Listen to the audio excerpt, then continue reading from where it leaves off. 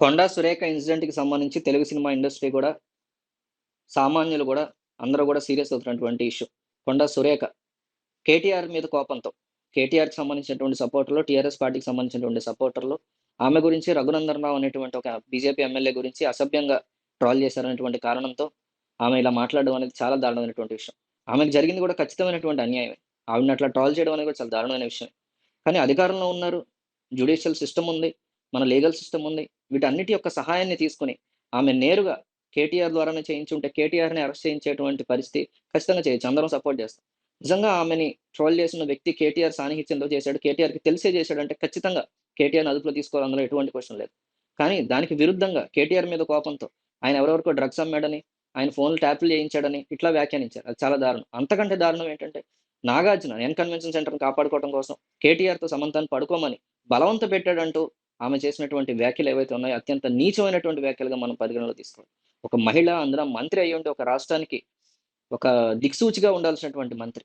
ఒక రాష్ట్రాన్ని తమదైనటువంటి శైలిలో నడిపించాల్సినటువంటి బాధ్యత గల మంత్రిగా ఉండి కూడా ఆమె ఇట్లా మాట్లాడడం అనేది చాలా శోచనీయంగా చెప్పుకోవాలి. నోటికి ఏదొస్తే అది మాట్లాడేటువంటి ఆలోచనలో ఉన్నటువంటి మంత్రివర్యుల మీద యావత్ ఇండస్ట్రీ అంతా కూడా మండిపడుతుంది. అమ్మిలా అక్కినేని చాలా స్ట్రాంగ్‌గా రెస్పాండ్ అయ్యారు. నాకు నచ్చింది. నాగార్జున గాని, సమంత గాని, నాగ చైతన్య గాని వీళ్ళు చాలా పొలైట్‌గా ఏదో ప్లీజింగ్‌గా మాట్లాడారు. నాకసలు నచ్చలేదు. నాగ చైతన్య అతని పేరేంటి 'నాని' గాని, 'అమలా అక్కినేని' గాని, 'ఎన్టీఆర్' గాని చాలా స్ట్రాంగ్‌గా రియాక్ట్ అయ్యారు. చాలా అద్భుతమైనటువంటి రియాక్షన్. అట్లాగే కొన్ని గంటల్లో 'అల్లు అర్జున్' కూడా దీని మీద స్పందించేటువంటి అవకాశం ఉన్నట్టుగా మనకు తెలుస్తుంది. ప్రతి ఒక్కళ్ళు స్పందించాలి. 'చిరంజీవి' కూడా స్పందించారు చాలా హార్ష్‌గా. మెచ్చుకోవాలి వీళ్ళందరిని కూడా. ప్లీజింగ్‌గా హానరబుల్ మినిస్టర్ అంటూ, గౌరవనీయులైనటువంటి మంత్రి అంటూ పిలిపించుకునేటువంటి అర్హత ఆమె కంప్లీట్‌గా కోల్పోయారని చెప్పుకోవచ్చు. ఆమెకి నిజంగా ఆమె పట్ల ట్రోలింగ్ జరిగితే మనందరం ఆమెకు సపోర్ట్‌గా ఉండాలి. ఆమెకేదైనా అన్యాయం జరిగితే ఆమె పట్ల కావాలని అసభ్యంగా టీఆర్ఎసోళ్ళు ట్రోల్ చేస్తే మేమందరం ఉన్నాం ఆమెకు సపోర్ట్‌గా. ఖచ్చితంగా ఆమె అండ నిలబడతాం. ఆమె కేసులు పెట్టించండి. ఎవరు చేసాం ఆమెకు సపోర్ట్‌గా నిలబడతాం. కేటీఆర్ చేసుంటే కేటీఆర్‌ని మీరు అరెస్ట్ చేయండి. ఖచ్చితంగా మేము సపోర్ట్ చేస్తాం మీకు. దానర్థం ఇంకొకళ్ళ పర్సనల్ జీవితాల గురించి ఏది పడితే అది మాట్లాడడం కాదు. సమంత పెళ్లి చేసుకొని, ఆ అబ్బాయితో విడిపోయి వేరే జీవితాన్ని గడుపుతూ ఉండగా, ఇతను కూడా వేరే అమ్మాయితో ఎంగేజ్‌మెంట్ అయిపోయి ఉండగా, వాళ్ళ గురించి అత్యంత హీనంగా యూట్యూబ్ థంబ్‌నెయిల్ పెట్టేవాళ్ళు కూడా ఇంత నీచంగా మాట్లాడరు.